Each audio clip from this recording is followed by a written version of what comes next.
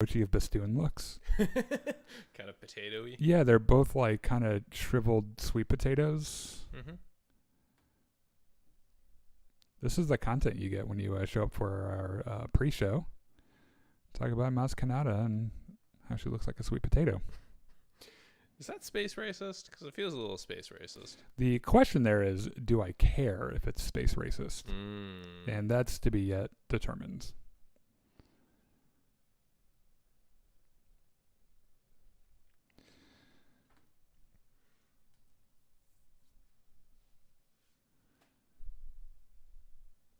But if you are tuning in, which some of you might be, because we're just going live. Hi. Hello. Hello. Hold on. Hello there. We will be live here in just a moment, for real, like where you can see our faces.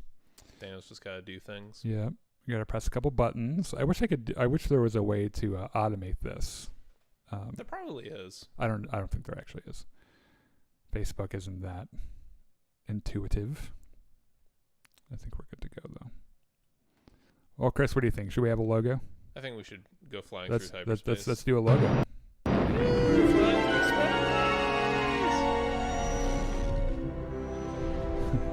Thanks for that. You're welcome. Welcome back to Jedi Enclave. I'm Daniel. I'm Chris. The really funny thing is I can't actually see the logo. I just see Daniel press the button. Yeah. Well, you've seen the logo before. Yes. Like you've watched it once or twice. Can you scoot like a little bit toward me? Yeah, there we go.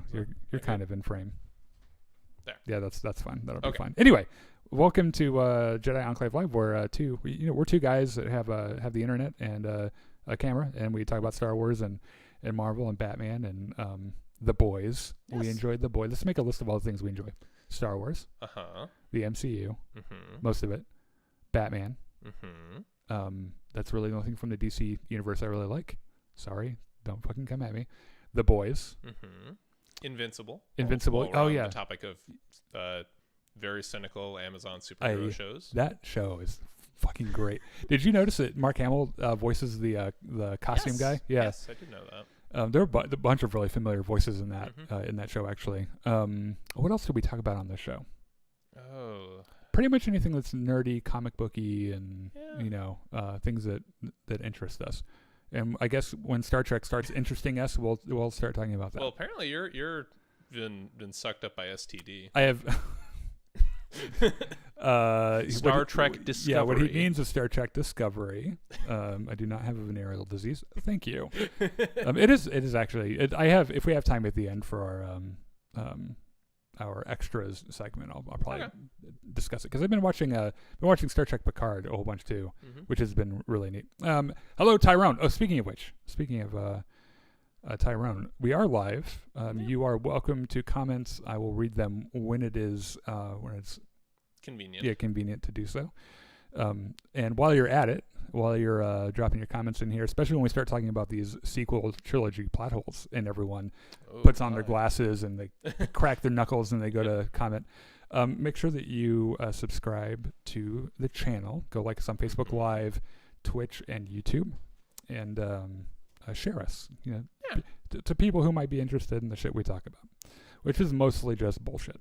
Yeah. And thanks to our partner Connor at the Star Wars Hub and Star Wars Veritas, which is a really cool Facebook page. Actually, I was talking to Connor today because he's got like this really amazing thing going where like the Star Wars Hub has hundreds of thousands of followers. Oh dang! For a Star Wars thing, like that's pretty cool. Pretty impressive, yeah. He just lets Star Wars content creators who he agrees with post their shit there, and it's kind of like a hub of Star Wars and a Star Wars hub, you might say. Exactly, and it's cool because it's kind of before we were working with a Star Wars hub, we didn't get a ton of exposure to a bunch of different people because we had like 12 followers. Yeah. But so since we've partnered with them, it's been a huge help to us, and they are really cool. So Connor is a very cool guy. Yeah, he is. And then right after this at 7, we have a Battlefront stream where we'll play Battlefront. And if you've watched the Battlefront streams the last couple of days and you're like, oh, that looks a little bit different, that actually looks kind of better than it looked. Yeah. It's because I finally learned how to use Streamlabs OBS after a couple of years of doing this, and so now it looks really nice. Yep. Who knew that tweaking some settings and like raising the frame rate makes things look better. Yeah. Actually, what's really funny is I wasn't even looking for a way to optimize OBS. I thought it was great. Like, I thought everything we were doing was like great, except for the low quality of it. But like, then I got this article that I found just accidentally. It's like, optimize your OBS settings, blah, blah, blah. And they have like screenshots of the different like dialog boxes and what fucking check mark to do, and then the numbers. And so I went through and like compared it, and I was like, oh. Maybe we should change it. Nope, that's different too. And then I found out that I was using, because like you're supposed to use a different codec or a different whatever the fuck with depending on what your GPU is, and I was using the one that you're not supposed to use. Oh, good. So I changed that too, and so here we are. And suddenly everything looks better. Hello, Brian. Tyrone screams Batman. Batman. Yeah, and also what's up, Travis? So, hey, let's get into our Star Wars stuff. So we're going to do news. Okay. And we were going to do a Star Wars story time today. Yes. However, Vader 21 isn't out yet.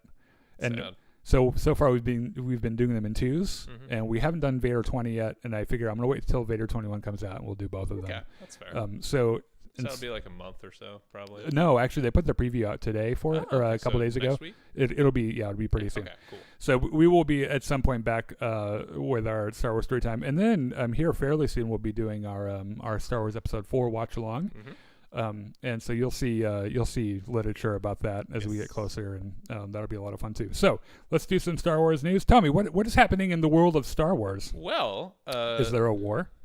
I believe there is, and it might be taking place among the stars. Yeah, there's constantly a war in Star Wars. Yeah. So The Mandalorian, season 3 is... I know about that show. Yeah, it's pretty good. So season 3 is in the process of coming out, and apparently I'm so proud of it. They have cast a guest star in the form of Christopher Lloyd, who you may know best as Doc Brown from Back to the Future. First of all, I love Christopher Lloyd. I think he's fucking amazing. Also, I did not realize this until the other day. I think I knew it, but I just hadn't realized it because John was watching all of the earlier Star Trek movies, like the Kirk ones. Yep. And he plays the main antagonist, who is a Klingon in Star Trek 3, Search for Spock. Yes, Klingon Commander Kruge. Yeah, and he's hilarious. And he's not supposed to be. He's supposed to be scary and crazy, but also, you like Rick and Morty. I've made you like Rick and Morty. You forced me to watch it a few times, They did, Adult Swim did a couple of, it is Adult Swim, right? I think so. Yeah. They did a couple of live action shorts, like 30-second shorts for Rick and Morty, and used him as Rick Sanchez. All right. Which is the whole basis of the show. The whole idea came from that scientist character in these drawings or whatever. It was based on Doc Brown from. So like that's like the perfect casting or whatever. Yeah, so, sure. And one of the kids from It played Morty. Okay. One of them, like the main character or whatever. Yeah. It was pretty great. So yeah. I can't. Okay. So is this going to be like a?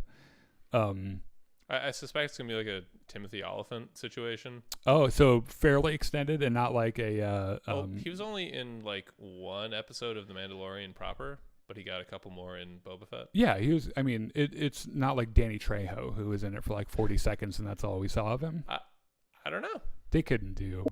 Well, first of all, they did Danny Trejo kind of. They did him very dirty. But that's all right. Like I fully expected to see him come back in the last episode. Yeah, I definitely wanted him around. So yeah, Christopher Lloyd, great Scott. I think that's what he says, right? Yeah. Yeah. What is this about Star Wars Andor? It has a release update apparently. Yeah. This is coming from. Well, the actual news comes from Bespin Bolton, who said that Andor is coming out sometime in August, I believe. Yeah. Whoa. That's earlier than I would have expected. Well, it makes sense because Kenobi is starting May.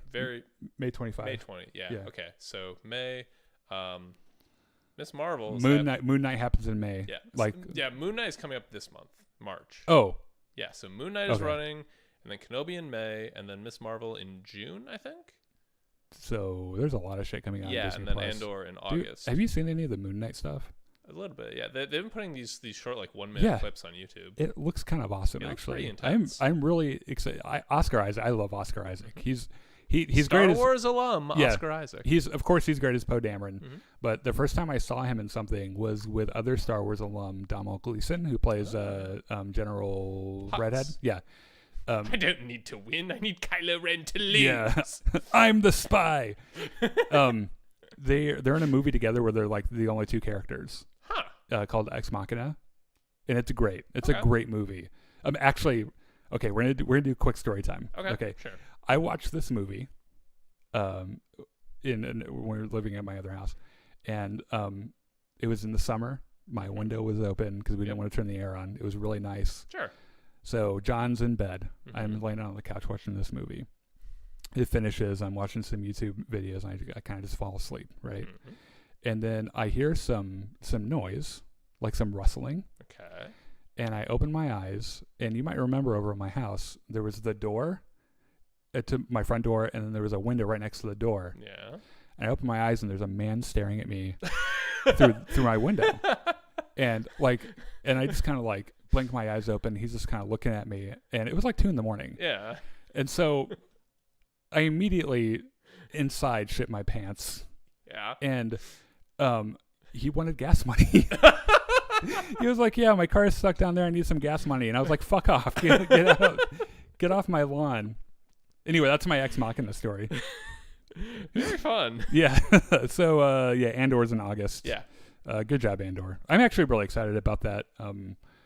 The more when they first announced it, I was like, who the fuck cares about Cassian Andor? Because he's great in Rogue One. He's a lot of fun, but I didn't really care about him otherwise. Sure. It looks like they might actually be getting kind of deep into Star Wars lore with it, and we probably see some, like, there probably no like Luke Skywalker moments. I can't imagine. Yeah. But I wouldn't be surprised if we see some familiar faces in it, and the actual cast lineup looks pretty neat. I'm really excited about it. I mean, it has Disney money behind it, so yeah. At the very least, it's going to be decent. Yeah, it's going to look nice. Yeah. Next in the news, we have some updates on Rogue One. Okay. The Patty Jenkins helmed Star Wars movie, which is apparently still on pace for December 2023. Yeah. Wait, are we skipping the? Oh no, never mind. Yeah. Yeah, I moved on to the right. Patty thing. Jenkins. Yeah. So she's apparently been busy with a bunch of things. Wonder Woman, probably. But she dropped a project so that she can focus a little bit more on this movie. She didn't drop Wonder Woman, I can tell you that. No, it was Cleopatra, I think. Yeah. Apparently the studio is still like in the process of ironing out the script and getting all the details. But cool thing, Patty Jenkins apparently talked with Michael Stackpole, who is the guy who came up with the whole idea of Rogue Squadron in Legends. He's also an author, right? Yes, he wrote the Rogue Squadron books. Oh, yeah. I definitely have him up here somewhere. Yeah. Yeah, I thought that name sounded familiar. Yeah. So it's kind of hopeful that she's going to the source material. Yeah. So the drama with that was they announced it, even with like a little mini trailer that had because nothing had been shot yet. Sure, yeah. But it was like Patty Jenkins, like in like the X-wing. Yeah, she because her dad was a pilot or whatever, and she like pulls a pilot like the thing on, and you think she's gonna drive a plane, but she just like gets into her SUV or something. Yeah. But and then there were rumors. It was like, oh no, they're canceling this because Patty Jenkins is busy, and because Disney cancels everything Star Wars. And then like a few days later, Disney was like, we're doing this motherfucking movie, and we're doing it with Patty Jenkins. Yeah. And then like a couple of days later, Jenkins like, yeah, I fixed my scheduling problems. And yes, my Lord Disney, I will do the film. So what are the chances that Disney like sent their legal ninjas out and said, you are doing this movie? And Patty Jenkins called up her secretary and was like, can you clear some space in my schedule? I need to do this movie or I might die. Or like whatever movie studio's doing Cleopatra is like, we don't want Disney after us. Just where you're fired. You're good. Yeah, you're not doing this. Don't call us. We'll call you. Heavy Trooper Gore says, howdy. Ember says, nerds. LOL, hey. Indeed, we are It nerds. Is Wednesday, my dudes. It is indeed Wednesday. Yes. There's no denying that. It's my favorite day of the week. You know why? Why? It's not. I just made that up. Oh, all right, next. There is a rumor. The rumor mill, as it was. There's always rumors. Is reporting Damon Lindelof will helm a Star Wars movie, and that's about the extent of it. Yeah. Now he was a writer on Lost, right? Yes. This is actually really exciting if they ever do it. Because he did a bunch of other stuff that I like too. I just can't think of any at the moment. He did the new Watchman TV series. Yes, which is, have you seen it? like bits and pieces. It's great. It is really good. Yeah. It ends in a very ambiguous way, and everyone's like, the second one, and he's like, I don't know. And he like his whole thing is like, you know how J.J. Abrams is like the mystery box kind of a thing. Yes. He's like that, but generally doesn't just leave questions out in the air. Speaking of that, this feels very much like a case of J.J. Abrams like happened to mention his friend Damon to someone at Disney in conversation, like, yes, maybe we should look that guy up. Yeah. So funny thing about Lost, J.J. Abrams directed the first episode and wrote, I think, the first episode, and it like Lost was kind of his like brain baby. Yeah. And then he immediately left. Like he left it. Like he's like, oh, there might be a monster made of smoke. Bye. And funny thing about Lost, by the way, the pilot was so expensive. An executive at Fox signed off on it. They dropped like $1 million or something into this pilot for the show. The executive was fired because they spent so much money on it. But they're like, we spent $1 million on this motherfucker. Might as fucking well. Yeah, it's going on TV. Went on the TV. People were crazy about it. And then they called the executive back and they're like, we're sorry. You can come back to work now. Sorry for doubting you. But he did that pilot, which is it's a J.J. Abrams movie pretty much just in 40 minutes. Just set up a billion mysteries and leave the next writer to resolve them. And Damon Lindelof was the showrunner that, crafted pretty much the rest of the story. Yeah. And it's really, really good. The problem, and this is the article that I was reading, was like, this is the problem with news like this. Disney loves to announce stuff like this. And they haven't even announced it yet. It's just a rumor. Yes. And then just cancel it. True. Or they'll let them get started, and then an executive will be like, oh, this is too funny, or oh, this is, or like in Solo Star Wars Story, Lord and Miller wrote an entirely different movie, which we'll never see. And they reshot all of it, and it was more funny. It was more like improvisation and stuff. Yeah. And then they do that with directors and film composers, as it turns out, because for what was it, Rogue One, I think, was supposed to be written by Desplat, the guy that did Twilight, but and one of the Harry Potter movies. And he turned it in, and they're like, we hate this. And then Michael Giacchino had to do the entire film score in 3 weeks. Huh. Yeah. Yeah. So basically the whole thing was like, this sounds really good, but if they'll let him do it, because Damon Lindelof is a really good writer. Like, that would be a lot of fun. Disney is perhaps a bit conservative in how they deal with Star Wars. Yeah, it is. And this is the problem. They have some pretty good vision things. So like Kathleen Kennedy was like, we're going to get a bunch of different directors for a bunch of different stuff, and we're just going to let them do their own things on it. Now, I don't think that worked out so great for the like the actual trilogy, having like 3 different directors. That was like, a little messy. Right. But like, the idea kind of works, and I kind of want to see the Lord and Miller solo Star Wars Story, because it sounds like it might have been hilarious. Maybe. And even Rogue One was like they were like, Rogue One got a ton of reshoots. They got like 3/4 through, and they're like, oh fuck it, we're reshooting it.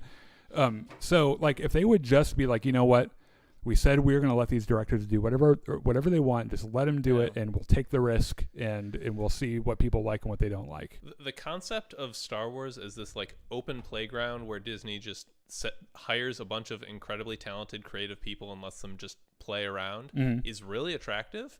And it's probably never going to happen, because at the end of the day, Disney is a corporation beholden to their shareholders to turn a profit. That's fair. Someone just said epic freeze, and I wanted to make sure that our God, it's not. I think everything is okay. Okay, I hope so. Yeah, it's like, oh God. Speaking of the sequel trilogy. Oh yeah, hey, I have a little a little slideshow. That up, yeah, I have it set up. I just had to press a button. Okay, so the opening of Rise of Skywalker has has Kylo Ren flying down to this planet and then like cutting through some guys and doing some stuff. Mustafar, by the way. Mustafar.